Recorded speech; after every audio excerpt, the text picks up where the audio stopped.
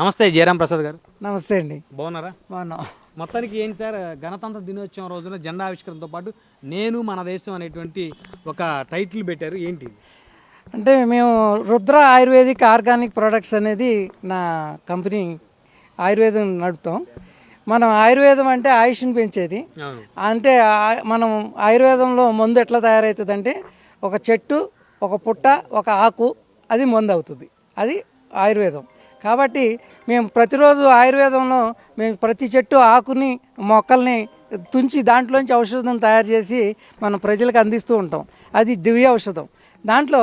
దాంట్లో భాగంగానే నేను ప్రతి సంవత్సరం ఒక 10,000 నుంచి 5,000, 10,000 అట్లా వీలున్నట్టు 5 సంవత్సరాల మట్టి 1,00,000 మొక్కలు నాటాము. నాకు మొక్కలంటే చాలా ప్రేమ, ప్రకృతి పరంగా. దానికోసమని నేను మన దేశం అనే కార్యక్రమం మనం గణతంత్ర దినోత్సవం రోజు చేస్తే బాగుంటుందనే ఉద్దేశంతో మన సహోదరులు, మా కాలనీ వాసుల్ని, మన స్నేహితుల్ని, బంధువుల్ని ఇలా ఆహ్వానించి వాళ్ళు నాకు సపోర్ట్ చేయడం ద్వారా ఈ కార్యక్రమం చేయగలుగుతున్నాం. ఈ మెసేజ్ ఏంటంటే ప్రతి వ్యక్తి ఒక మొక్కను నాటితే మనకి ఆక్సిజన్లో ఉన్న కాలుష్యం కానీ, మన ప్రకృతి కానీ, వర్షాలు కానీ అన్నీ బాగుంటాయి అనేది ఉద్దేశం.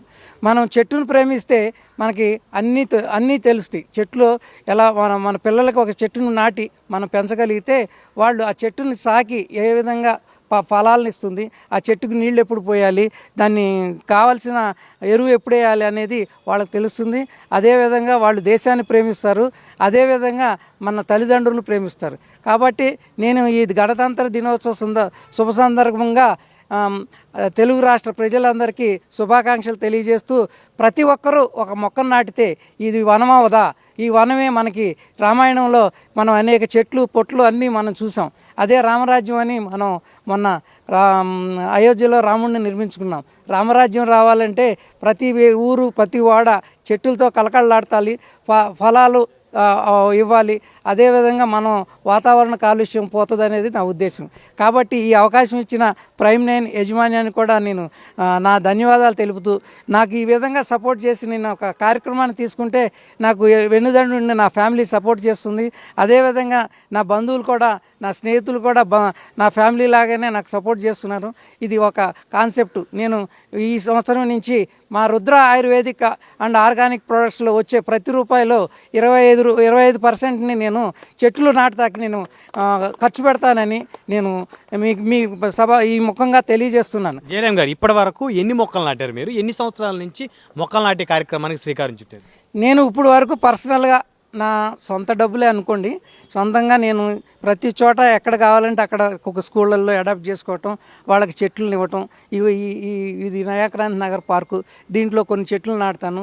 నా చెట్టు గురించి నేను చెప్పినప్పుడు నేను చెట్టుని ఎట్టా ప్రేమిస్తానంటే, కరోనా సమయంలో ఈ పార్కులో 3 నెలలు ఎవరు వాచ్మెన్లు కానీ ఎవరు రాకపోతే నేనే వచ్చి నీళ్ళు పోసుకునేవాడిని. ఆ విధంగా నేను చెట్టును ప్రేమిస్తాను. చెట్టును ప్రేమిస్తే దేశం ప్రేమించినట్టే, దేశాన్ని ప్రేమిస్తే చెట్టును ప్రేమించినట్టే. కాబట్టి ఇవాళ ఈ గణతంత్ర దినోత్సవం సందర్భంగా చెట్టే అన్ని దేవుడు మనకు కనపడే చెట్టును దైవంగా పూజిస్తే చెట్టుకు కూడా మనసు ఉంటుంది. మీరు ఏదైనా ఆకుకు వస్తే కొడితే చెట్టు బాధపడుద్ది. అది చాలా సైన్స్లో నేను నిలబడింది. మనం సపోజ్ మన కార్యక్రమాల కోసం ఒక చెట్టును పీకితే ఇంకొక 10 చెట్లు నాటే విధంగా మనం ఆలోచన చేయగలిగితే మనం అడవులు పోవు, మన ఊర్లో చెట్లు తక్కువ అవ్వవు. కాబట్టి చెట్లు ఉంటే చాలా కాలుష్యం పోద్ది అనేది నా ఉద్దేశం. ఇప్పటికి నేను 1,00,000 మొక్కలు నాటాను 5-6 సంవత్సరాలు మట్టి. ఇంకా ప్రతి సంవత్సరం 1,00,000 నాటుతామని మీలాంటి వాళ్ళు, మాకు బ్రహ్మనాయుడు గారు మీలాంటి వాళ్ళు మాకు అందరు సపోర్ట్ ఉంటే మేము గ్యారంటీగా నెక్స్ట్ ఇయర్లో 1 lakh మొక్కలు నాటుదామనేది నా ఉద్దేశం. సో ఇప్పుడు నేను మన దేశం అనే దాని ప్రధానమైనటువంటి అజెండా మొక్కలు నాటేటువంటి అజెండా. సో సంవత్సరానికి 1,00,000 మొక్కలు నాటాలి. ఇక్కడ నేను నా దేశం అంటే నేను మన దేశం, నేను అంటే మనం అందరం దేశంలో భాగం. కాబట్టి నేను నా దేశం అనేది పాట ఉంది. నేను పెట్టింది ఏంటంటే నేను మన దేశం, మనం అందరం ఒక దేశంలో బంధువులు. కాబట్టి మనం అందరం మొక్కలు నాటాలనేది నా సందేశం. సో ముందు గ్రేటర్ హైదరాబాదే టార్గెట్? అవునండి. గ్రేటర్ హైదరాబాద్లో మొక్కలు చాలా కొట్టేయడం జరిగింది. దాని వలన మనకి ఎండలు పెరుగుతున్నాయి, దాని వలన పక్షులు నశించిపోతున్నాయి, దాని వలన ప్రకృతి బ్యాలెన్స్లో లేదు.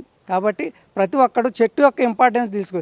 చెట్టే కదా అని పీకేస్తే అది మొక్కలు అవ్వదు. కాబట్టి నేను నా ఇంటి ముందు ఒక వేప చెట్టు ఉంటుంది. నా ఇంటి ఎక్కడ వీలుంటే అక్కడ వేప చెట్లు నాటుతాను. మీకు ఒక సందేశం ఇస్తాను. ఈరోజు మీరు ఇంటి ముందు ఉన్న వేప చెట్టును చూడండి, దానికి ఒక ఫంగస్ వచ్చినట్టు అన్ని వేప చెట్లు పాడైపోయినాయి. ఎందుకు అంటే ఆ వేప చెట్టు మన వాతావరణంలో కాలుష్యాన్ని అది స్వీకరించి ఈరోజు అవి బాధపడుతున్నాయి. అవి మీరు గ్రహిస్తే తెలుస్తుంది. అది మొక్కను ప్రేమించే వాళ్ళకి గ్యారంటీకి తెలుస్తుంది. ఆ వైరస్ మనకు వచ్చిన వైరస్ని ప్రతి వేప చెట్టు తీసుకుంది కాబట్టి మనం ఈరోజు బయటపడ్డాం. కాదంటారా? 100% అని అంటారు కదా. నా గురించి చెప్పాలంటే నేను వేప చెట్టు లాంటి ఆక్సిజన్ ఇస్తాను. ఒక గోవు లాంటి కార్బన్ డైఆక్సైడ్ తీసుకుని ఆక్సిజన్ బయటకు వదులుతాను. అంతే. ధన్యవాదాలు జయరాం ప్రసాద్ గారు. నమస్తే.